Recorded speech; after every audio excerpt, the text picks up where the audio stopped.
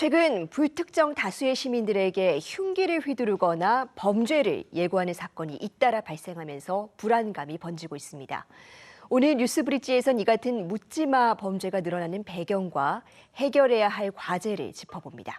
한국형사법무정책연구원의 윤정숙 선임연구위원 자리했습니다. 어서 오세요. 안녕하세요. 네, 혹시 나도 그 대상이 될지도 모른다라는 점에서 정말 이 묻지마 범죄에 대한 불안감이 어느 때보다 높습니다. 이 묻지마 범죄에 대해서 조금 더 자세히 짚어볼까요? 네네. 그 묻지마 범죄는 모르는 사람을 대상으로 특별한 동기 없이 분노를 표출하는 것을 목적으로 하는 범죄입니다. 이러한 이유로 경찰청에서는 이를 이상동기 범죄라고 부르고 있습니다. 모든 범죄의 직접적 원인은 결국 범죄자 자신에게 있습니다. 따라서 범죄자의 심리 상태와 범죄 동기 등을 따져보는 것이 중요합니다. 저희 연구진이 묻지마 범죄자들의 범죄 동기와 범행 수법, 정신적 상태 등을 분석해 본 결과 세 가지 유형으로 나뉘었습니다. 정신질환형, 현실불만형, 만성 분노형이었습니다. 일단 정신질환형 묻지마 범죄는 대개 오랫동안 지속되어 온 환청, 환각, 망상의 상태에서 범죄를 저지릅니다. 분당 사건의 경우도 스토커 집단이 자신을 괴롭혔다라고 주장하는 듯 지속적으로 피해 망상을 표현하고 있습니다. 한편 현실 불만형은 자신의 처지를 비관하는 경우입니다. 이 유형은 혼자서 고립되어 있고 사회적 관계가 단절되어 있는 특성을 보입니다. 현실 감각이 뒤떨어진 채 비뚤어진 사고를 오랫동안 지속되어 반사회적 태도를 갖는 경우 범죄의 위험이 나타납니다. 만성 분노형은 전과 경력자가 많습니다. 이들은 전생애에서 폭행, 상해 등 다수의 범법 행위를 한 사람들로 범죄적 사고 및 행동이 습성화되어 있다고 말할 수 있겠습니다. 네, 묻지마 범죄라고는 하지만 굉장히 다양한 동기, 또 이상 동기들이 연결이 되어 있는 것 같은데 이 신림에서 끔찍한 사건이 일어난 지 얼마 되지 않아서 분당에서 또 사건이 있었습니다. 이 두 사건 간에 공통점이 있을까요? 네네. 두 사건 모두 젊은 20대, 30대 청년이 자신의 현실에 불만을 가지거나 처지를 비관해서 모르는 타인을 상대로 범죄를 저질렀다는 측면에서 성격이 비슷합니다. 다른 점이 있다면 신림역 가해자는 비행 청소년이었고 전과력이 많다는 점이고 분당 백화점 가해자는 전과력이 전혀 없는 정신질환형 범죄라는 것입니다. 그런데 이 두 가지 사건의 이면에는 사회적 문제가 내재해 보입니다. 첫 번째는 젊은 청년이 가해자라는 사실에 매우 우려스럽습니다.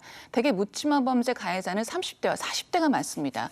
그런데 이번 두 사건은 젊은 청년들이고 그들의 주요 범죄 동기는 처지에 대한 비관이었습니다. 이들은 사회적 지지망이 열악하고 고립된 사람들입니다.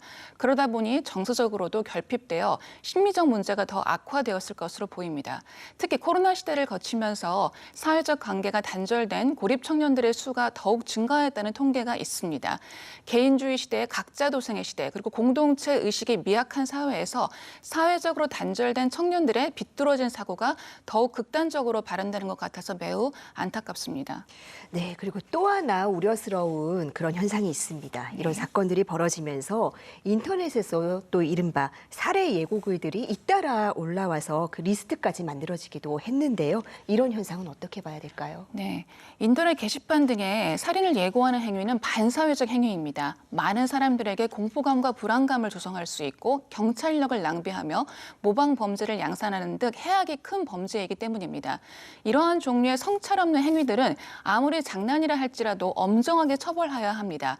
특히 글 작성자 중 10대 청소년이 많다고 하는데 사회적 법규에 대해 학습해가는 중요한 시기에 이러한 행위가 어떠한 결과를 초래하는지 학습하지 않는다면 규범의식을 확립하는 데 도움이 되지 않을 것입니다.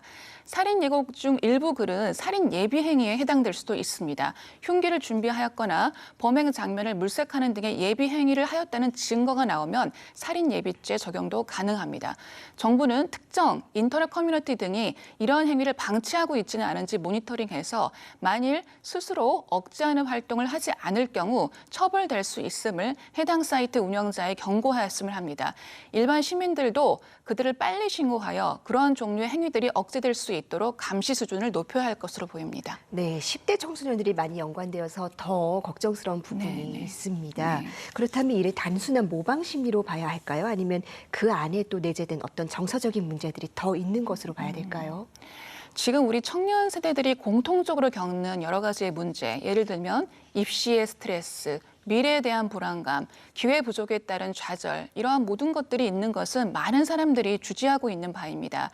1차적으로 이들의 문제에 대해 귀를 기울이고 해결점을 찾아야 하는 것은 부모 세대이며 작게는 가정과 학교, 그리고 크게는 국가입니다. 그러나 청년 세대가 겪는 문제를 아무리 사회 구조적으로 해결하여도 가정이나 학교에서 이들에게 적절한 훈육과 교육을 제공하지 못하면 그 효과는 미미합니다. 자녀의 고민에 귀를 기울이고 지나친 억압이나 정서적 결핍감을 느끼지 않게 훈육하는 것이 기본적으로 가장 중요합니다. 모든 사람은 일정 수준의 분노를 가지고 있고 좌절을 맛보면서 삽니다. 그러나 이를 표출하는 방식이 타인에게 공포감을 조성하거나 타인에게 해를 끼쳐서는 안 됩니다. 불평등과 격차의 문제를 사회 구조적으로 해결하면서도 개인과 가정에서 긴장과 갈등의 요인을 줄여주는 것이 중요할 것입니다. 네, 자녀의 고민에 귀를 기울이되 지나치게 억압하지 않는 훈육이 중요하겠다라는 맞습니다. 지적해 주셨습니다. 일본에서도 역시 2000년대 초부터 이른바 이 묻지마 범죄가 심각한 사회 문제가 된 것으로 알려져 있습니다. 일본과 우리나라를 비교했을 때 이 어떤 특징이 비슷하다고도 볼 수 있을까요? 네, 비슷한 측면이 있습니다. 일본도 저성장을 거치면서 양극화가 심해졌고요. 사회적 운동, 소위 히키코모리 문제가 큰 사회적 문제로 대두되었습니다. 도리마 범죄라고 하여 트럭을 몰고 사람들이 많이 다니는 대로를 돌진하여 인명피해를 냈고 전철역에서 사람들에게 무차별적으로 흉기를 휘두르는 그런 사건들이 발생했었습니다. 이들은 모두 학교를 일찍 중퇴하고 사회적 관계가 단절된 고립 청년들이었으며 정신질환도 심각하였습니다. 이들의 생활상을 살펴보니 하루 종일 특별한 일정 없이 게임이나 만화책을 보면서 보내고 일도 하지 않았습니다.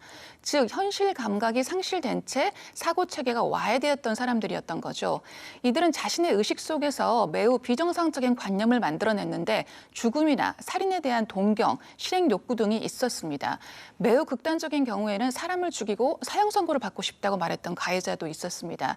최근 두 개의 사건이 이런 점에서 비슷하다는 면이 가장 우려스러운 부분이라고 할 수 있겠습니다. 네, 시민들 안전이 위협당하면서 이런 묻지마 범죄에 한층 더 강력한 처벌을 해야 된다라는 목소리가 나옵니다. 또 사형제 부활에 대한 의견까지 나오고 있는 상황인데 어떻게 보십니까? 사형의 집행이나 법무부에서 지금 추진하고 있는 가석방 없는 종신형 자체가 범죄를 예방하는 효과가 있을지는 정확히 예측하기 힘듭니다. 다만 서구의 연구를 참고해 보면 사형에 대해서는 범죄 예방 효과가 그리 크지 않은 것으로 보입니다.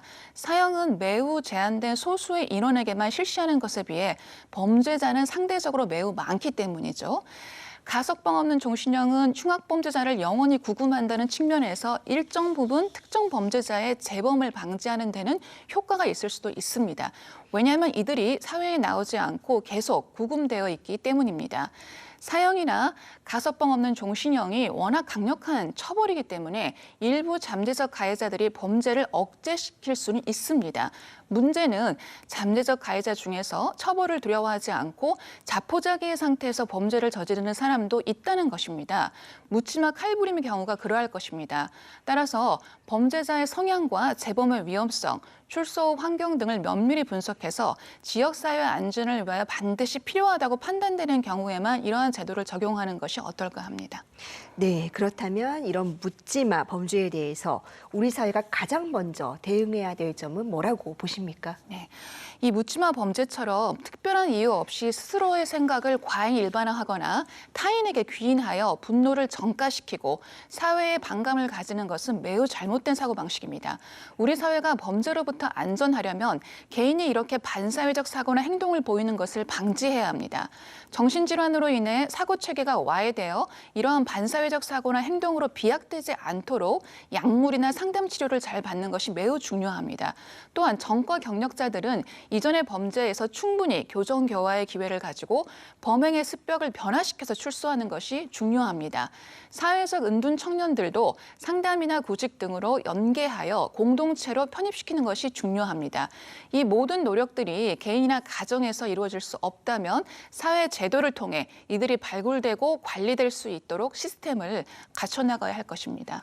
네, 다양한 위험 요인을 미리 발굴해서 예방하는 인프라 조성이 중요하겠습니다. 오늘 말씀 잘 들었습니다. 감사합니다.